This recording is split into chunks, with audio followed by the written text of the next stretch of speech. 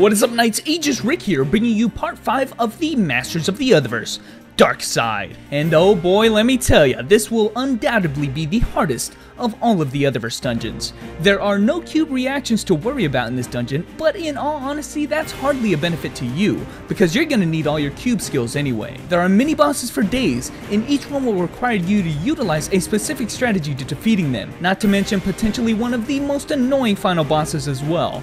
In terms of the items you'll want to bring, I mostly say potions. Tons and tons of potions. The final 3 rooms in particular can cause some serious pain. I also suggest to bring some fire bombs if you play a class that does not have a lot of multi-hits, as there are a few bosses, the final boss in particular, that have shields that can only be broken by hitting them many times. Firebombs can be obtained from a repeatable quest given by Zeldine in the Ghent region. But without further ado, let's start this beast of a dungeon already. Room 1 is a standard room with just a bunch of demons in it. Nothing special about them. If you've experienced the Black Crusade dungeon in the Time Gate area, then you've already seen all of these mobs before. In fact, you've seen all of the bosses already too, except of course this time they are much stronger and gimmicky.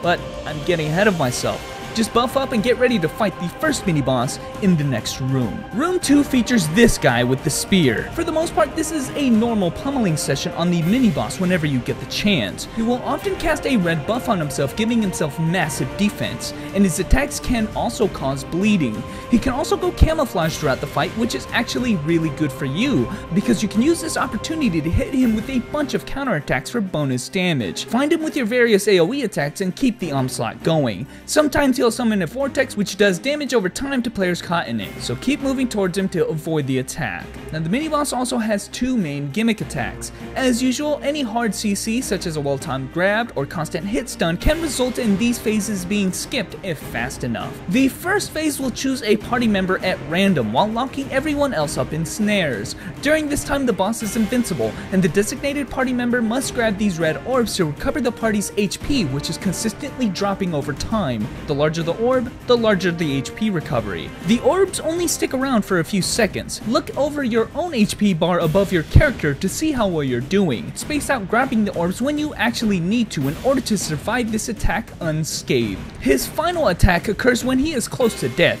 and it will attach a Reaper to all party members. It's up to the party to remove all of the Reapers off of their teammates before their attack is over to avoid an instant one-shot attack. You've got a lot of time, so there's no worries. Other than this, the boss is about as straightforward as it gets. He still, however, may take a while to kill depending on how many times he performs his gimmick attacks and casts his buffs. Room 3 features this big guy with the sword. Again, we've seen him before, but this time the method in killing him is much different. Initially, the boss is seemingly invincible. The armor he's wearing is granting him massive defense, but every hit onto him chips away at this armor until it is finally broken off. You will know this to be the case if he initiates this red whirlwind attack. The boss really only has 2 distinct attacks. Whilst his armor is still intact, he'll gain invincibility and slam his sword down to call forth tracking fire geysers that follow all party members. The attack is not that strong, but what you've truly got to watch out for is his basic attack.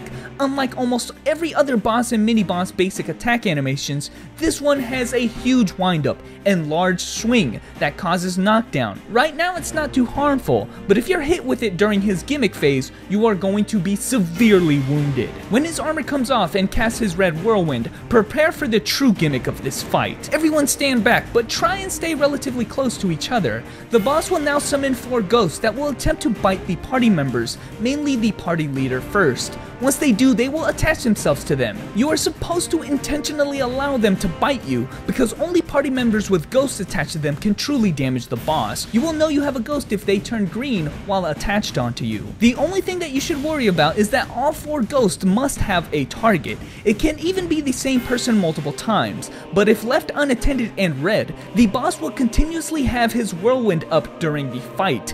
Anytime you are hit with an attack while the ghost is attached to you, you will take massive damage, so it's kind of a gamble. You can finally damage the boss, but he can really damage you back now. If you're knocked down, the ghost will also be knocked off as well. You'll need to pick the ghost back up to be eligible to do damage again.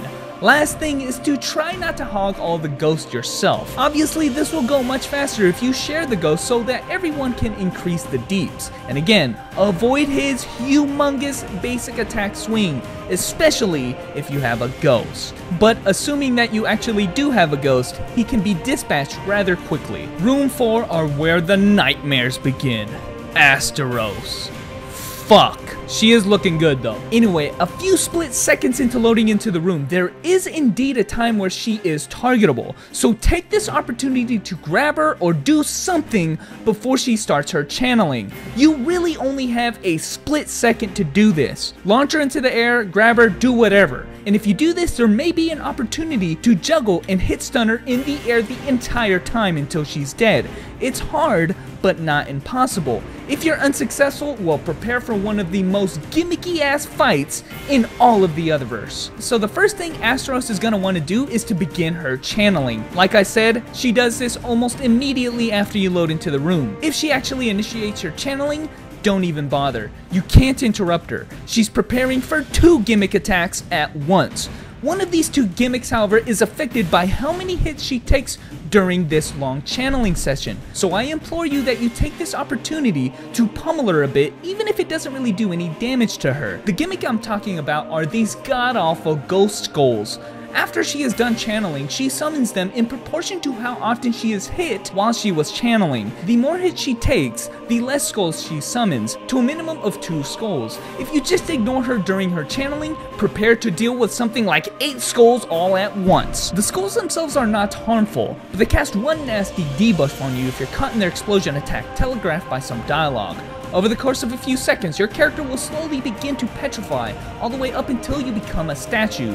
You can actually get some pretty cool screenshots in midair like this. But more functionally, you could possibly use this debuff to your advantage. If you use something like a super hold grab and freeze during the animation of it, Asteros will be caught in it until you're released yourself. Anyway, it's best if you try to avoid getting hit with it in the first place by staying far away from the skulls. You've still got Asteros herself to worry about after all. After channeling, Asteros now has many orbs around her and performs a single attack, a lunging berserker barrage, which if not avoided can deal a lot of damage in a standing combo. Because of this, make sure that you avoid this attack by continuously moving up the Y-axis. The attack has iframe during most of the animation, and the only time you can hit her is when she's coming back down from jumping into the air, indicated by the time that she has super armor.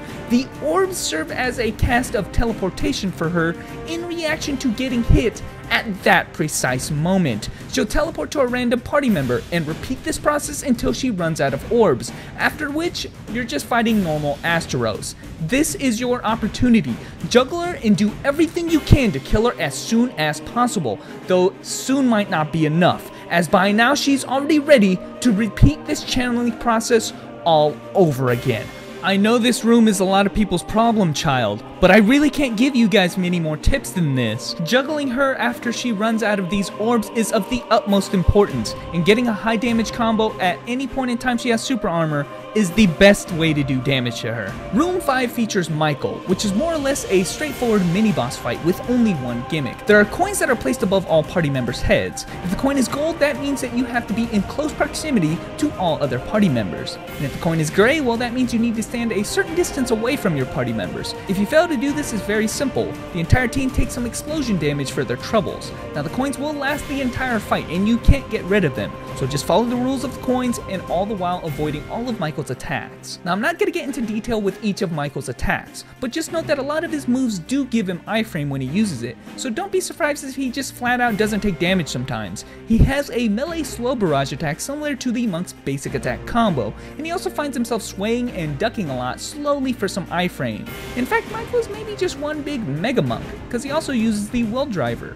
He's also definitely a crusader, however. He has a move very similar to the Hammer of Repentance, which does some massive damage, and also has a variation of the Light of Divinity, which basically blocks many attacks before he can be damaged again. This bubble must be broken, and you can't just wait out the duration. One of the most devastating moves he has is when he calls down an Archangel to do a large blue AoE attack that does massive damage and heals the boss slightly. This attack usually throws 3 large AoEs out there. Now the mini-boss may seem easy at first, but that's because Michael has 2 lives. He gets resurrected after his first self is defeated, and the second phase of this fight becomes harder as he is assisted now by an Archangel. Now as far as I can tell, he doesn't really get any new moves or anything, but he's pretty tanky, and unlike the first phase of Michael, he is not susceptible to just getting hits done to death. Be careful around him, because his standing combo is pretty devastating if you're a class without means of escaping it. Keep attacking him and just avoid his barrage attacks and you should be fine. Ozma himself is not the problem. He quite literally just floats around very slowly and only does like 2 attacks. He summons these evil shadow pillars that do high damage over time and confuses you, and sometimes he shoots fireballs which are often unnoticeable but can also do a lot of damage. The only way to do damage to him is to break his shield, and much like Michael in the room before, it just takes a certain amount of hits for it to break, after which he will be made vulnerable for something like 7 seconds, in which you want to blast him with your highest deep skills possible. The firebombs can be used at this point to break his shield easier. So damaging the boss is not the hard part, hopefully you understand that, but finding the opportunity amongst his gimmick phases is. During the fight, at very specific times after entering the room, Ozma goes through 4 different gimmick phases. They involve transforming one party member at random into a demon, meanwhile afflicting everyone else with some kind of debuff. But before I explain any of that, you must remember that like all gimmick phases thus far, they can be skipped if you hard CC Ozma before he gets a chance to, and because of this predictable nature of the gimmicks, you can simply time yourself to ensure that you hard CC him before he gets these attacks off. Because I swear to you, if Ozma gets his gimmick phase attacks off, you're in for some annoying ass shit. Most parties are able to defeat Ozma before he's even able to get to his 3rd phase. If you have high deeps, you can even kill him before he gets to his 2nd. He will, however, always begin his 1st, which is the most dangerous, and thus it is extremely highly recommended that you skip this one at all costs. Make sure in the room prior that you have someone that can do that, either with an assist or super hold type grab. Have the party run immediately to him after loading into the room and break his shield ASAP, then quickly CC him. You, like the graph shows, only have 8 seconds to pull this off. Otherwise, he'll just cast his first of 4 gimmicks, all of which I will explain now. Assuming you failed and Ozma casts his first gimmick attack, well, here we go. The first gimmick is called the Aura of Betrayal, and much like its name suggests, there is now friendly fire on. If you friendly fire a team member by accident, they are almost guaranteed dead. This occurs to all 4 teammates for about 30 seconds. Now 1 out of these 4 teammates will be transformed into this demon creature. It's up to this demon to use the skill map to his S key to cure the debuff. He can hit any of his teammates to cure the debuff individually, or he can target Ozma to cure the entire party all at once. Just be mindful of the really long cast time on the skill, because Ozma can slide out of the attack if it's not timed correctly. As previously mentioned, this is the worst of all 4 phases. The second gimmick occurs 30 seconds after the first, and it's called the Dimensional Breakaway. This gimmick is more annoying than anything. The 3 members aside from this fat demon will periodically, say every 5 seconds or so, be sent elsewhere to a random part of the room, generally far away from Ozma, meaning that they will have little to no opportunity to break his shield or do any damage. It's up to the demon to use his S skill. This time it doesn't really have to hit Ozma, but you've got to be close to him at least. When you use it, you've got a delay before he attempts the dimensional repair. If the demon has some dialogue claiming that he's fixed it, then you know you've done it right, and everyone should stop teleporting around. If you fail to fix the breakaway, however, this annoying teleportation will persist for a long duration afterwards. Phase 3 occurs 30 seconds after Phase 2, and it is called Exchanging Sights. This one can be a potential problem, and basically focuses your camera on another player aside from yourself. If your character is on screen, then it shouldn't really be a problem, but sometimes you can get seriously lost if you're out of that field of vision, making you run into stuff you cannot see. Anyway, the demon looks like this, and you can cure the entire party by hitting Ozma with the S skill, or you can cure each party member individually by hitting them with the skill. Phase 4 is the best of all phases, because while someone gets changed into a demon, no other debuffs are placed on all the rest of the party members. This demon has a pincer attack with the A skill that will instantly remove Ozma's shield if it connects. Hopefully, if you listened to my tip I gave at the start and skipped these gimmick phases before he had a chance to ever use them, then this boss fight becomes a whole lot easier and you shouldn't have much of a problem. If not, however, this process loops from Phase 1 to 4 all over again in 30-second intervals each. Try to be mindful as to when to skip it, and you should be fine. The Apostle Ozma should go down soon after that. But anyway guys, that is the 5th dungeon in the Otherverse, and man, it's been a long and arduous one. Not only for this dungeon, but the making of this whole Masters of the Otherverse series. I want to finish it and get it over with, as these are not easy to make.